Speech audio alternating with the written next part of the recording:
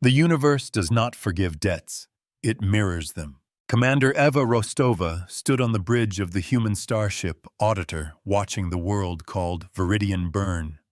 It was not a literal fire, but a slow, calculated immolation of its economy and its future.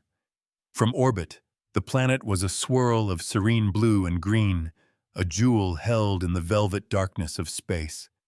Down on the surface, however, a quiet desperation was taking root, broadcast in the anxious chatter of a million civilian devices.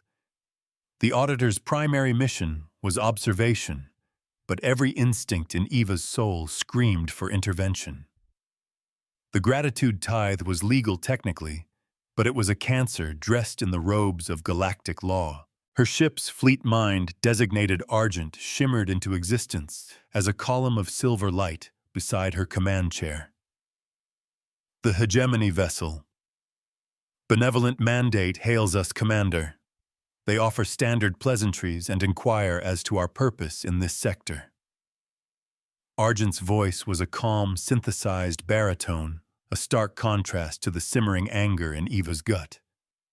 She knew this was the first move in a carefully choreographed dance, a prelude to a confrontation that would not be decided by weapons, but by the cold, hard calculus of a public inquiry. On screen, Argent Eva commanded, her voice steady. "Let's see what the wolves want." She would not let them see her tremble. The face that appeared was that of Proctor Valerius, a being whose species had long ago traded empathy for engineered perfection. His features were sharp, his eyes a flat, emotionless black. He smiled, a precise, predatory curl of his lips. "Commander Rostova, an unexpected pleasure. We were just concluding our assistance to the Viridian people."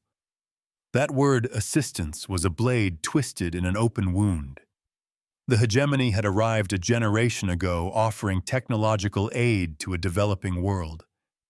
Now they were collecting their price. They called it a gratitude tithe, a debt of the soul. On a small farmstead nestled in Viridian's southern continent, a family watched their harvest monitor with hollow eyes.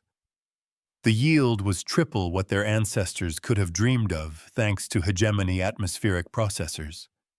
But the monitor showed that 90% of it was already requisitioned, automatically transferred to the orbital station. "It is for our own good," the father murmured the words taught to him since birth. "It is the price of progress." His daughter, no older than 10, didn't understand the numbers, but she understood the quiet tears rolling down her mother's face. She understood hunger. Eva kept her own face, a mask of professional neutrality. "Proctor Valerius, we are on a standard survey mission cataloging stellar phenomena." It was the truth, but not the whole truth. The real phenomenon they were here to catalog was the slow, legalistic strangulation of a world. The hegemony's methods were insidious. They never conquered. They uplifted. They never enslaved. They mentored. And they never stole. They collected what was owed, a perpetual tithe on the very concept of gratitude. It was a debt that could never be fully repaid. "Of course," Valerius said, his smile never wavering. "Feel free to scan to your heart's content. The Viridian system is a testament to the benefits of our enlightened guidance." He was baiting her, daring her to challenge the legality of his actions. He knew that under current interstellar law, the agreements were ironclad, signed by Viridian's ancestors in a time of desperation. Any direct interference would brand humanity as aggressors. Eva would not fall into that trap. Her battlefield would be one of ledgers and precedents, not plasma and torpedoes. The law was their weapon, so it had to become hers. Argent's light column flickered subtly, a private signal.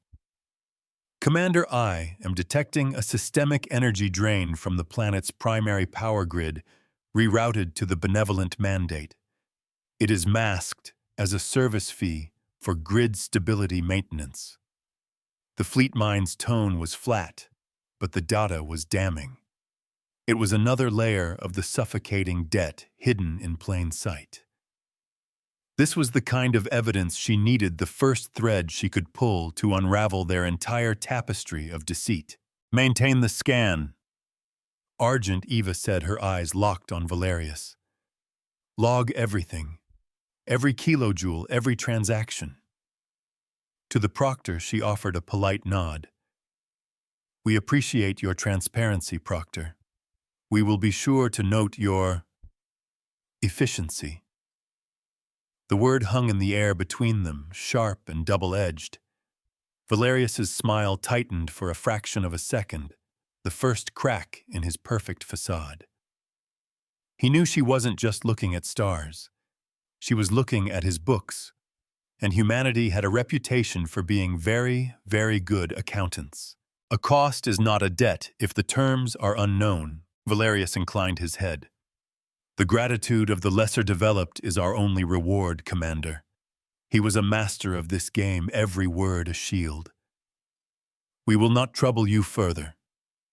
The screen went dark, leaving Ava alone with the reflection of her own determined face in the polished obsidian of the bridge. Lieutenant Kalin, her tactical officer, stepped forward. Commander, what are our orders? His voice was tight, his knuckles white where he gripped the console. He was a good officer, but he thought in terms of vectors and firing solutions. Our orders. Lieutenant are to be quiet, Eva replied, turning from the screen. We are going to be the most boring, predictable survey ship in the galaxy. She paced the length of the command deck, the soft hum of the ship a familiar comfort. The proctor thinks we are here to rattle sabers. He wants us to make a mistake to give him a reason to hate us as villains. She stopped, her gaze sweeping over her crew. He's about to be very disappointed. We are not soldiers today. We are auditors. A mirror shows you what you are not, what you claim to be. Argent's light pulsed. Analysis of the gratitude tithe contracts is complete, Commander. The language is poetically predatory. It establishes a recursive obligation based on a percentage of societal advancement. The more they advance, the more they owe. It is a mathematical spiral from which they cannot escape. Eva felt a cold knot tighten in her stomach. It was worse than she had imagined. The hegemony had weaponized hope. They had turned the very idea of a better future into an anchor dragging the Viridians deeper into servitude. Is there any clause for termination, any provision for renegotiation? She asked, though she already knew the answer. Negative. Argent confirmed. The contract is defined as perpetual, a covenant between a benevolent elder and a grateful child. The language is specifically designed to be emotionally resonant and legally unassailable under the current interstellar covenant on mutual assistance.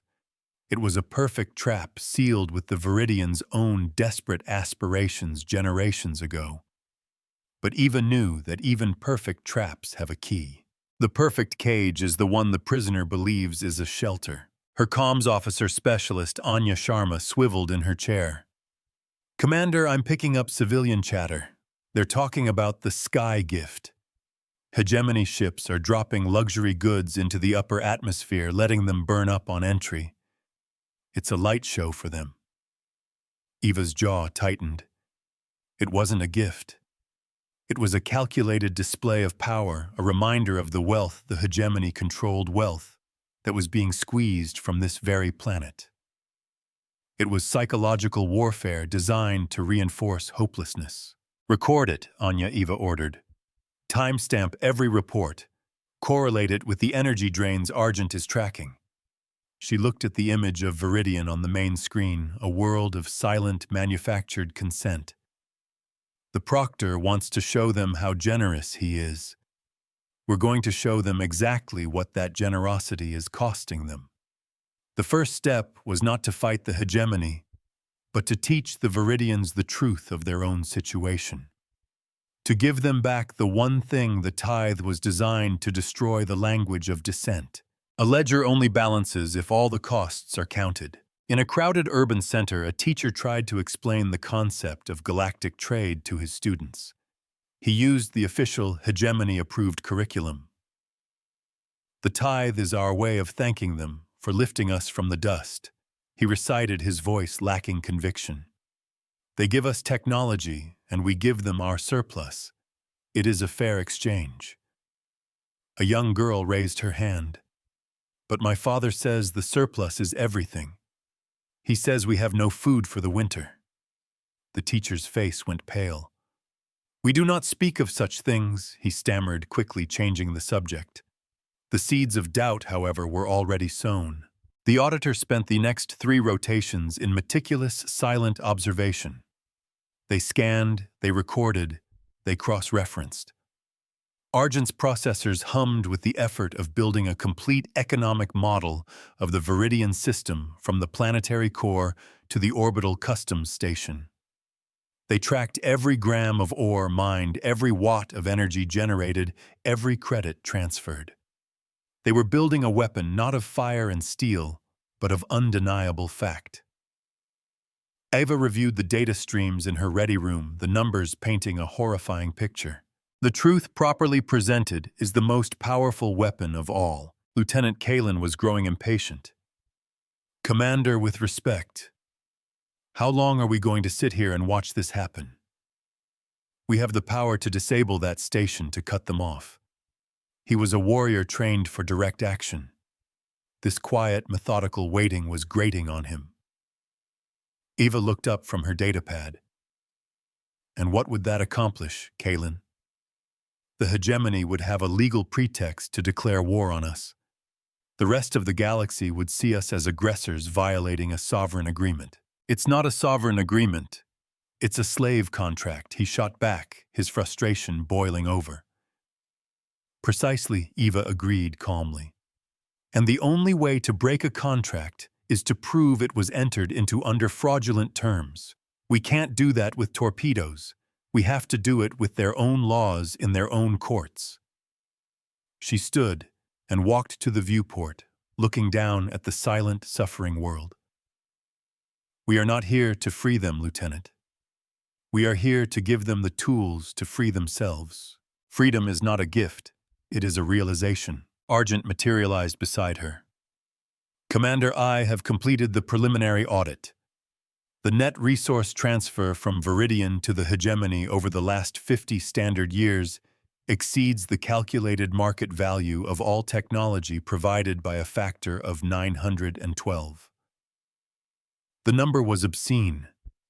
It was beyond exploitation. It was a systematic plunder on a planetary scale.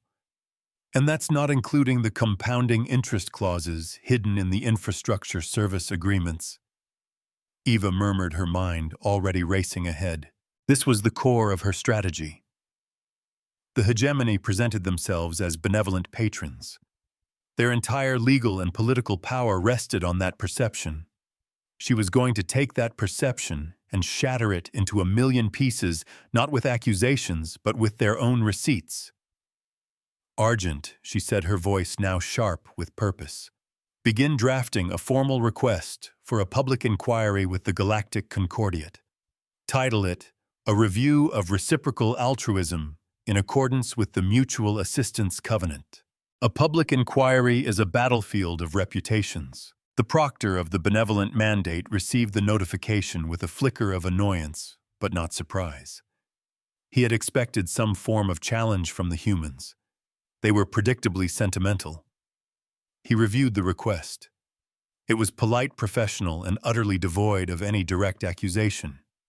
It simply requested a transparent review of the successful partnership between the hegemony and Viridian to be used as a model for future uplift programs. It was a clever move. To refuse would be to admit they had something to hide. Valerius tapped his console, sending a reply. We would be honored to participate, he wrote. Transparency is the cornerstone of our philosophy. He was confident. The contracts were unassailable. The Viridians were docile. The humans had nothing. Let them have their little inquiry. It would be a wonderful opportunity to publicly showcase the success of the hegemony's methods. and to embarrass the meddling, emotional humans. He would turn their own stage against them. The proudest voice often hides the deepest fear. Back on the auditor.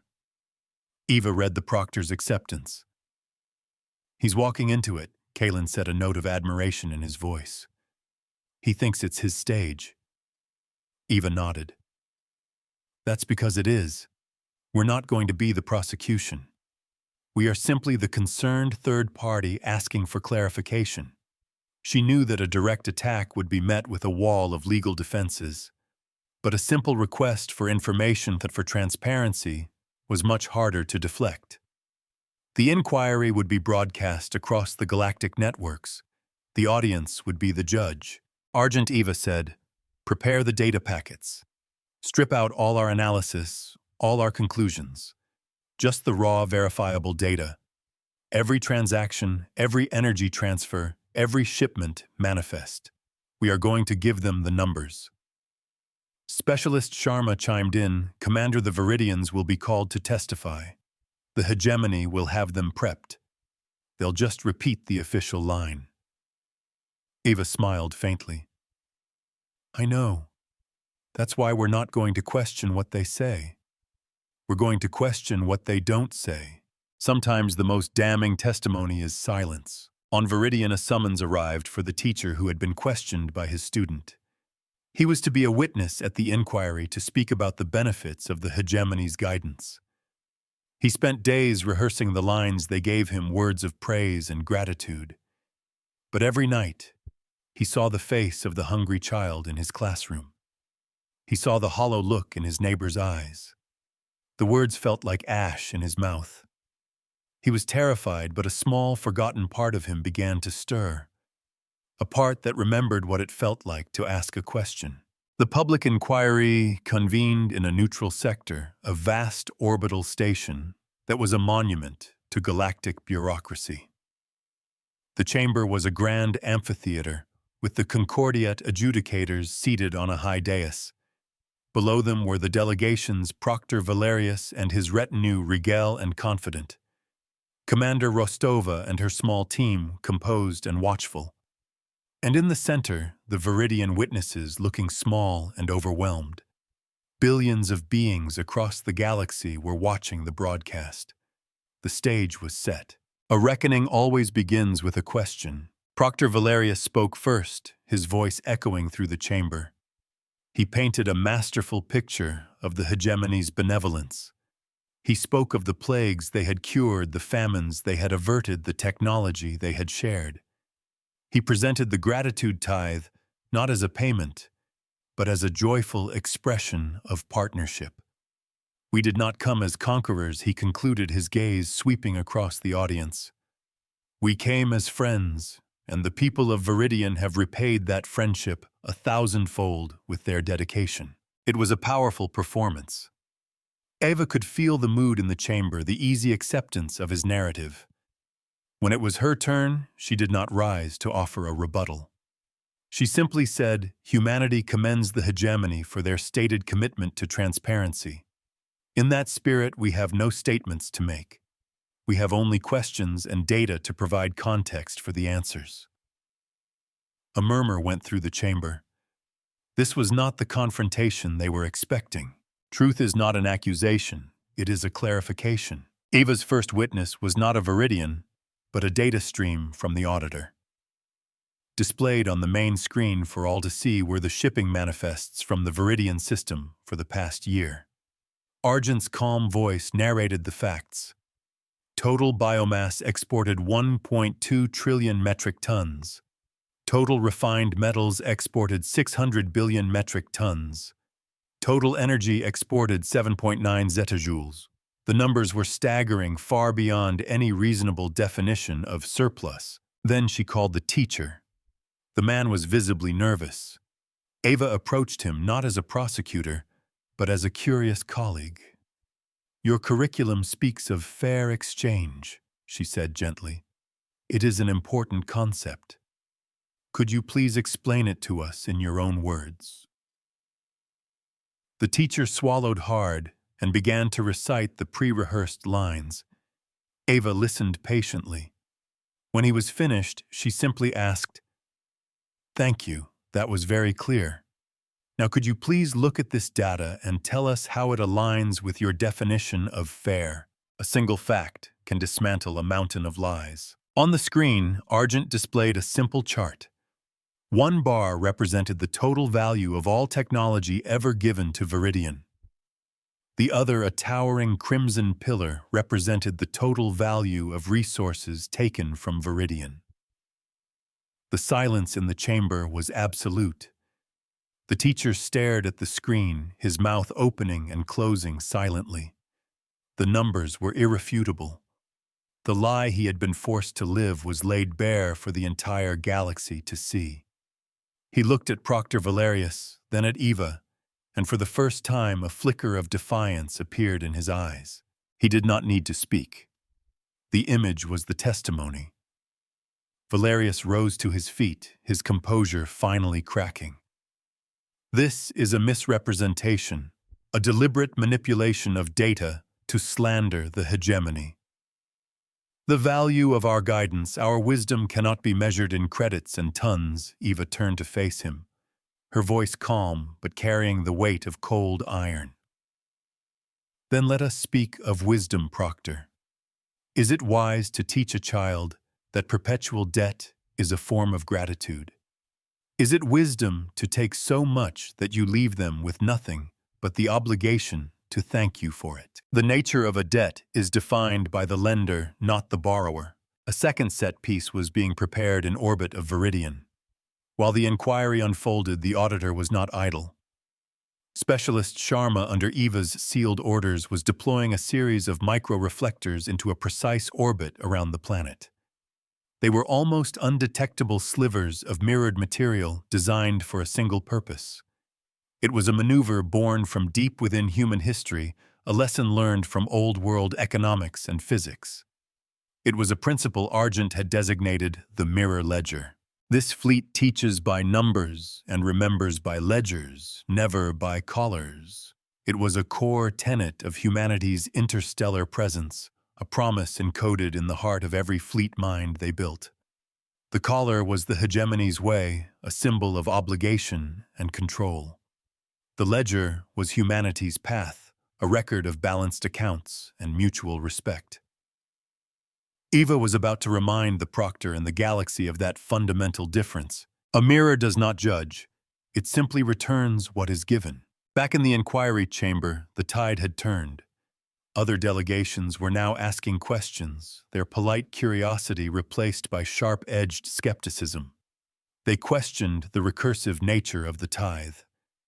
They questioned the morality of a perpetual contract. Valerius was on the defensive, his smooth rhetoric replaced by blustering justifications. He had walked into a room expecting to give a speech and found himself in a cross-examination. He had lost control of the narrative. Eva called her final witness, the data stream from Argent, once more. "The hegemony has spoken of their generous gifts," she said, her voice ringing with clarity. "Let us examine one such gift." On the screen, footage appeared of the sky gifts, the luxury goods burning up in Viridian's atmosphere. The audience watched the pointless, beautiful destruction. A dazzling display, Eva noted. Now let us add a receipt. The cost of a gift is paid by the giver unless it is a loan. Argent's voice overlaid the footage. Source of manufactured goods, Viridian orbital factories. Source of raw materials, Viridian mines. Source of energy for manufacturing and transport, Viridian power grid. The truth settled over the chamber with the weight of a shroud. The hegemony was not giving them gifts. They were taking the Viridians' own resources, manufacturing them into products, and then destroying them in a spectacle of supposed generosity. It was a lie wrapped in fire, a final crushing insult. Proctor Valerius was speechless. His entire defense, his entire philosophy was built on the foundation of benevolence. Eva had not attacked it. She had simply held up a mirror to it, and it had crumbled into dust. The lead adjudicator of the Concordiat looked down from the dais, his expression grim. Proctor Valerius, he said, his voice heavy with judgment. You have a great deal to explain. The first battle was won. But Eva knew the war for Viridian's soul was just beginning. The inquiry had given her the moral high ground. Now she had to use it. A reckoning is not an end. It is a beginning. While the adjudicators deliberated, Eva sent a simple coded message to the auditor. Execute. In orbit around Viridian, the micro-reflectors silently aligned. They were positioned to intercept the energy beam that was constantly secretly draining the planet's power grid to feed the benevolent mandate. It was a tiny fraction of the station's power, but it was symbolic. It was theft, pure and simple. And the maneuver was not a blockade. It was not an attack. It was a simple act of redirection. The beam from Viridian hit the first reflector and was shunted to the next and the next in a precisely calculated cascade. It was bent, not blocked. The energy charged with the interest of its journey was now aimed directly back at the source of the hegemony's legal authority in the system, their orbital customs and records station. It wasn't a weaponized blast. It was a return to sender. Justice is not punishment. It is the balancing of scales. On the bridge of the benevolent mandate, an alarm blared. An engineer reported an unexpected energy surge at the records station. Valerius, watching the chaos unfold from the inquiry chamber's private viewing room, felt a cold dread creep up his spine. The humans weren't attacking. They were auditing. With physics. The energy hitting his station was the very energy he had been siphoning, but it was now accompanied by a data packet from the auditor. The packet contained a single file, an invoice. It detailed the amount of energy being returned, the calculated service fee for the redirection, and a note citing a clause in Galactic trade law about the return of improperly acquired assets. The humans were using his own bureaucratic obsession against him. They were mirroring not just his energy, but his methods. Every being on the station, every ship in the system saw the invoice. It was a public shaming written in the language of accounting. A debt paid publicly is a lesson learned forever. Eva watched the data feed on her private screen. The first escalation was complete. She had proven fraud in the inquiry and demonstrated the hegemony's theft in real time. She had not fired a shot, but she had crippled the proctor's authority. Now came the next, more dangerous phase. She had to give the Viridians the legal tools to formalize their freedom. The Concordiat would likely rule the contract invalid, but that would take time. The hegemony would not sit idly by. Argent's voice came through her private comm. Commander, the Proctor is hailing you. He is displeased. Eva allowed herself a small, grim smile. I imagine he is Argent. Put him through. It's time we discussed the terms of his withdrawal. She had the law, she had the moral high ground, and she had the receipts. Valerius had only his pride, and pride was a poor shield against a perfectly balanced ledger. The game had changed. Now it was about setting the precedent. A precedent is a wall against the darkness of the past. The face of Proctor Valerius appeared no longer calm and superior, but twisted in a mask of fury. What is the meaning of this, Commander? This is an act of aggression. Eva met his gaze without flinching. On the contrary, Proctor, it is an act of accounting. We are simply returning what was taken. The Concordiat's preliminary ruling on the tithe contract is that it constitutes systemic fraud. All assets acquired under fraudulent terms must be returned. We are merely starting the process. You have no authority, he snarled. That authority is granted by the very laws you claim to uphold. Eva countered smoothly. The mirror ledger is active. We are not just returning the energy you are taking now. Argent is calculating the total energy debt you have accrued, Bishsun, over the last 50 years. That debt will be repaid either by you or by the seizure of hegemony assets in this sector. She had him and they both knew it. She was not just demanding he leave. She was presenting him with a bill for his stay. The universe bends towards balance even if it needs a push. Down on Viridian, something incredible was happening.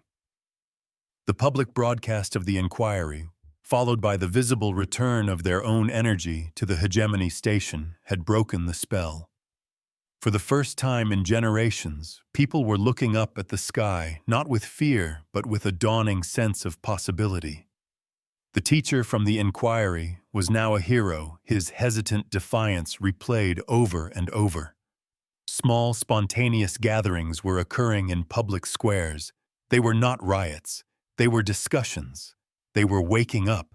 Eva knew the hegemony's local control was fragile, built on a foundation of perceived omnipotence and inevitability. By exposing the lie and demonstrating a tangible consequence, she had shattered that foundation. Kalen's voice crackled over the comm. Commander, the benevolent mandate is powering its weapon systems.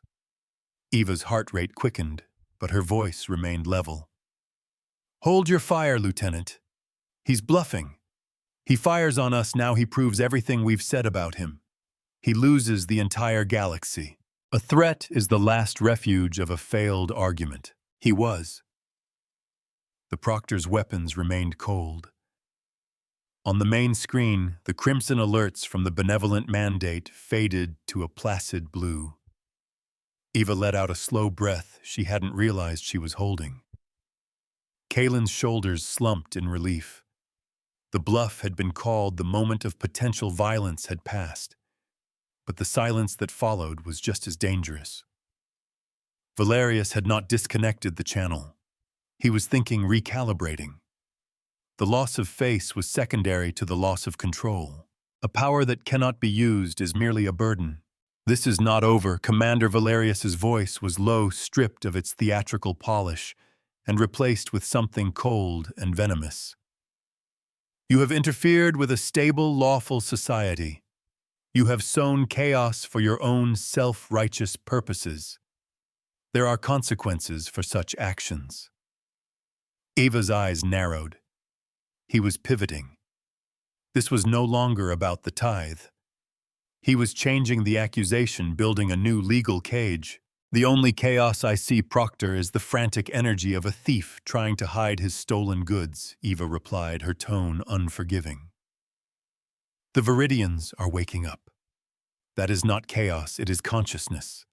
She would not let him frame this as a matter of public order.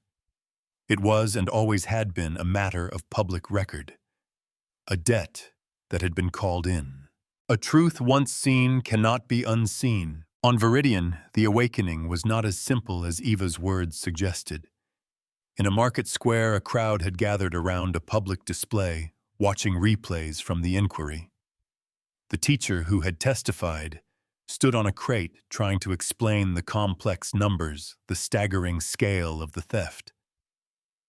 But for every person who listened with dawning outrage, another looked on with fear. The hegemony protects us, an old woman cried out. They stopped the great blight. Who will stop it next time if we make them our enemies? The crowd fractured into shouting matches. Decades of indoctrination fought against a single day of revelation. The hegemony had not just taken their resources. They had taken their self-reliance, replacing it with a carefully cultivated dependency. The chains of gratitude were proving harder to break than the chains of law. Hope was a fragile, dangerous thing. Freedom's first breath is always a cry of pain. Valerius seized on this. His voice regained a measure of its smug superiority. Listen to them, Commander. They are children. They are not ready for the burden of self-determination. You have destabilized them.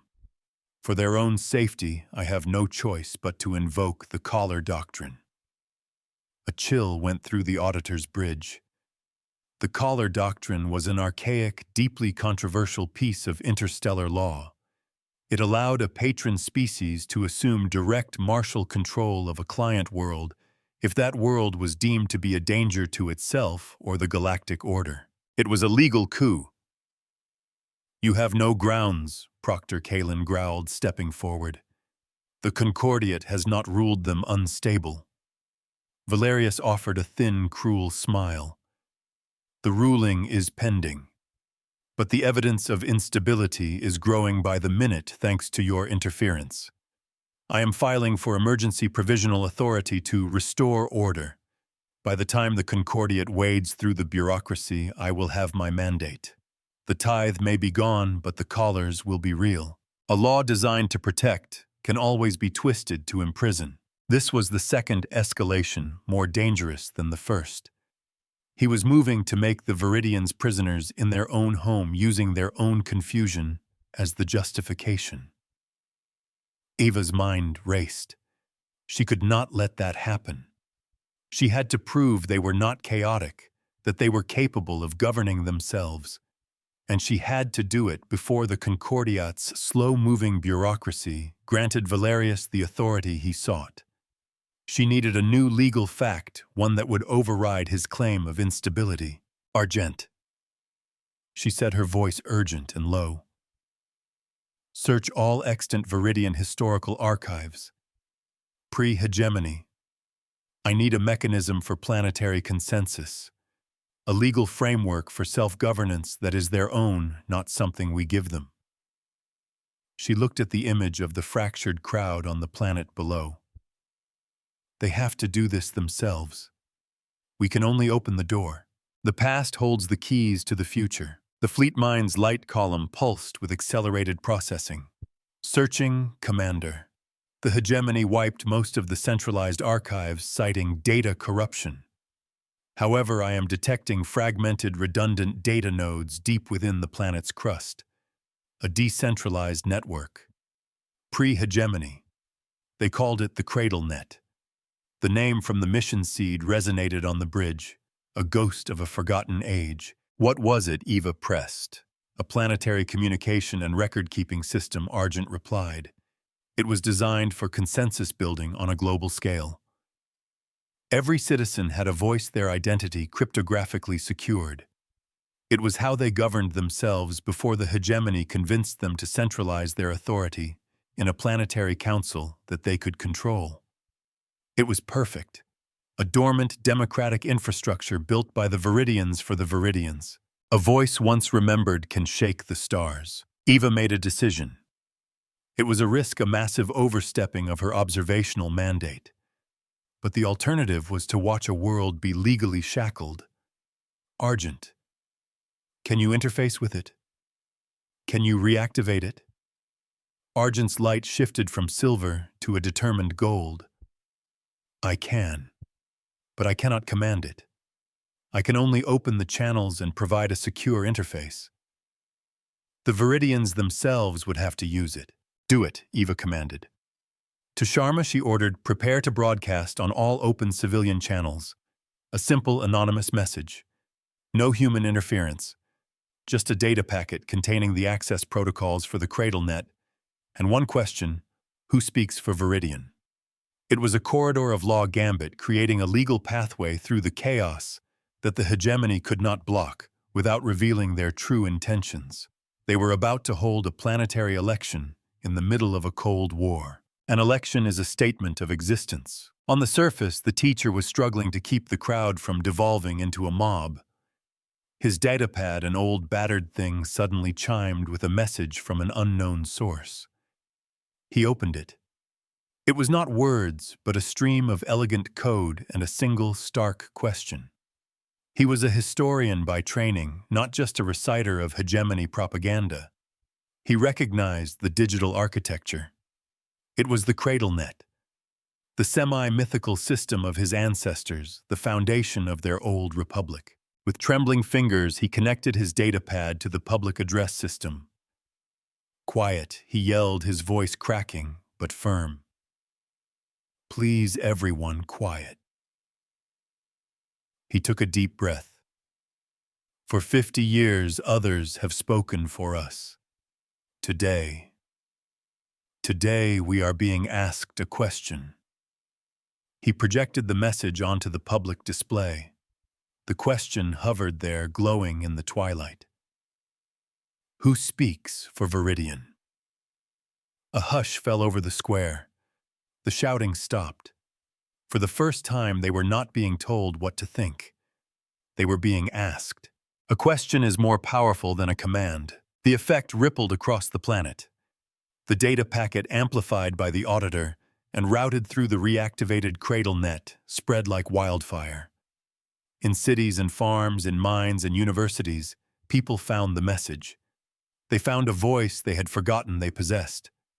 The hegemony tried to jam the signal, but the cradle net was too deep, too decentralized.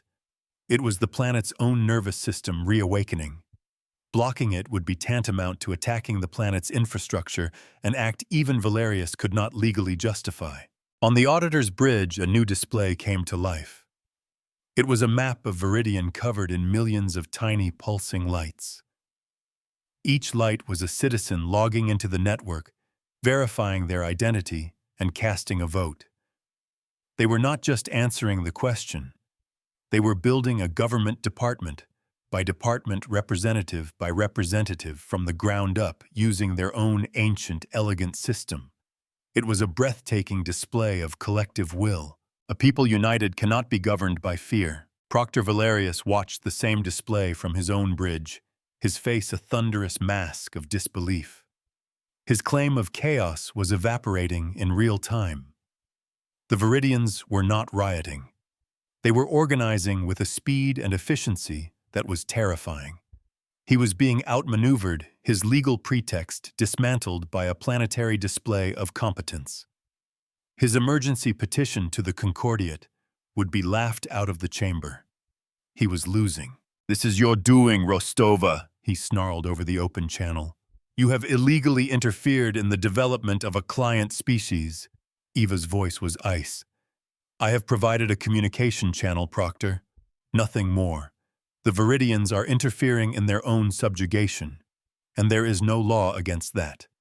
The human ship had not landed troops or fired a weapon. It had simply reminded a people of who they used to be. Memory is the sharpest blade against tyranny, but Valerius was not a man who accepted defeat. If he could not win in the courts of law or public opinion, he would create a new reality on the ground. He had one last card to play, a cruel and desperate gambit. "If they want to be masters of their own house," he whispered to his tactical officer, "let them see how fragile it is." He gave a new set of commands, not to his weapons, but to a system that was supposed to be a gift. The atmospheric processors, the very technology that had ended the Great Blight, were a network of massive orbital platforms. Valerius's engineers sent a cascade of override codes targeting the processors above Viridian's most populous continent. It was not a direct attack. It was a subtle, malicious recalibration. They began to manipulate pressure fronts, superheat thermal layers, and inject chaotic energy into the upper atmosphere. They were manufacturing a disaster. A tool of salvation can become a weapon of damnation. Argent's voice cut through the quiet satisfaction on the auditor's bridge. "Commander, I am detecting massive anomalous energy readings from the atmospheric processor network. They are creating a hyperbolic cyclonic system, a storm of unprecedented scale and speed. Projected landfall in 90 minutes. Projected casualties in the millions." Kalen's head snapped up. "That's not a malfunction. That's murder." On the main screen, the meteorological display shifted from calm blue to a terrifying swirling crimson. The storm was forming with impossible speed, a monster born of pure malice. Valerius hailed them again, his voice now laced with a synthetic, feigned concern. "Commander Rostova, it seems the Viridian infrastructure is failing without our expert oversight. A tragic, unforeseen malfunction. I am declaring a planetary state of emergency. My ships will move in to render aid." The greatest evil often wears the mask of concern. It was the ultimate trap. He had created a catastrophe that only he was in a position to stop. He would save them from a disaster of his own making, proving their incompetence and his indispensability. He would be a hero, his collar doctrine approved by a grateful galaxy. The cost would be a few thousand lives lost before he fixed the problem, a regrettable but necessary price for stability. Eva felt a surge of pure, cold rage, a vignette of a family in a coastal city watching the sky turn a sickly yellow. The winds began to howl, a sound no one on Viridian had heard in living memory. The father who had questioned the tithe now gathered his children, his heart pounding with a terror far greater than hunger. The promise of freedom was being washed away by a tide of manufactured despair. The sky itself had become their enemy. Hope is easiest to kill when it is newborn. We have to destroy those processors, Kalen insisted, his hand hovering over the tactical display. A clean shot. We can take them out before the storm makes landfall. Eva's mind was a whirlwind. To open fire would be to cross a line from which there was no return. It would give Valerius the war he secretly craved. Humanity would be branded as violent aggressors.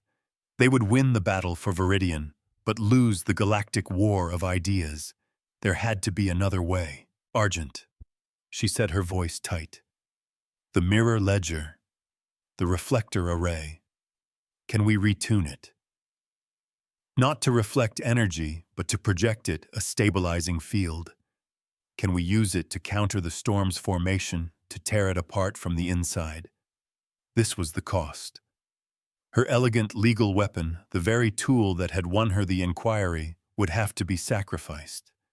Pushing that much power through the delicate reflectors would almost certainly destroy them. A price must be paid for every victory. Argent's light flickered, processing the desperate calculation. The physics are sound, Commander. We can create a counter-cyclonic resonance field.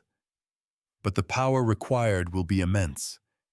It will vaporize the reflector array and overload our primary energy conduits. We will be crippled, vulnerable. Kalen looked at her, his expression grim. He'll be waiting for that, Commander. The moment we're weak, he'll pounce. I know, Eva said. She looked at the terrified faces on the surface, at the millions of lights of the cradle net that still flickered with defiance even as the storm gathered. She had promised them a reckoning of ledgers, not a baptism of fire. The cost was high, but the cost of inaction was unthinkable. Do it, Argent. Reroute all power to the array. Target the storm's eye wall. Tear it apart. A leader is defined by the burdens they choose to bear. The auditor shuddered as its immense power was diverted. On the outside of the hull, the delicate, almost invisible micro-reflectors of the mirror ledger began to glow first with a soft blue light, then with an intense, blinding white. They were no longer mirrors. They were emitters focusing a torrent of raw energy into a coherent beam of pure order aimed at the heart of the manufactured chaos below. It was a lance of physics aimed at a wound in the sky. The beam was invisible to the naked eye, but its effect was immediate and spectacular. The swirling crimson mass of the storm hesitated. The winds at its edge began to falter. From the surface, it looked as if a hole was being punched through the heavens, the sickly yellow clouds dissipating against a wave of unseen force. The people in the path of the storm stared upward in disbelief as the howling winds quieted and the sun began to break through the unnatural gloom. Order applied correctly will always defeat chaos. On the bridge of the benevolent mandate, Valerius watched his masterpiece unravel. The storm, his checkmate move, was dying before it could be born. What is that? He demanded. What are they doing? His science officer's report was stark. The human ship is projecting a massive stabilization field. They are unwinding the cyclone. The energy expenditure is astronomical. Valerius understood. They were sacrificing their ship's power, leaving themselves exposed. His lips curled into a predator's smile. His gambit had failed, but a new opportunity had presented itself. "Target their engine section," he commanded his tactical officer. "The moment that beam cuts out fire." He would turn their sacrifice into his victory. But as he gave the order, a chime echoed across his bridge. A Priority 1 message from the Concordiat High Command. Flashing on his screen was the full, unredacted data from the auditor. The ledger always keeps an accounting. Argent had not just been focusing a beam. It had been recording everything. It had a complete energy signature profile of the atmospheric processors. It had the malicious code Valerius had sent. It had a perfect, undeniable record of his attempt to manufacture a natural disaster. And it had broadcast that record along with the auditor's own power expenditure to stop it on every emergency channel straight to the Concordiat. The evidence was not just damning, it was absolute. The message from the Concordiat was short and brutal. Proctor Valerius was relieved of command effective immediately. He was to surrender his vessel to the human commander for escort to a tribunal. The Collar Doctrine petition was denied with extreme prejudice. The hegemony's charter in this sector was suspended, pending a full investigation into what was now being termed socio-economic terrorism. He had not just lost. He had been erased. A mirror reflects the truth, but a ledger makes it permanent. Aboard the auditor, the lights flickered and died, replaced by the dim red glow of emergency power. The reflector array was gone, vaporized into cosmic dust. The engine conduits were scorched, the ship limping and silent. But on the main screen, the storm over Viridian had vanished, leaving only clear blue skies. Kalen let out a ragged cheer. Sharma was openly weeping with relief. The cost had been paid. The victory was earned. Eva stood on the quiet bridge, the scent of ozone sharp in the air. A message came through from the newly formed Viridian Provisional Government. It wasn't a thank you. It was a formal request to open trade negotiations and a proposal to assist with the auditor's repairs, to be paid for with the first shipment of refined metals that were now their own to sell.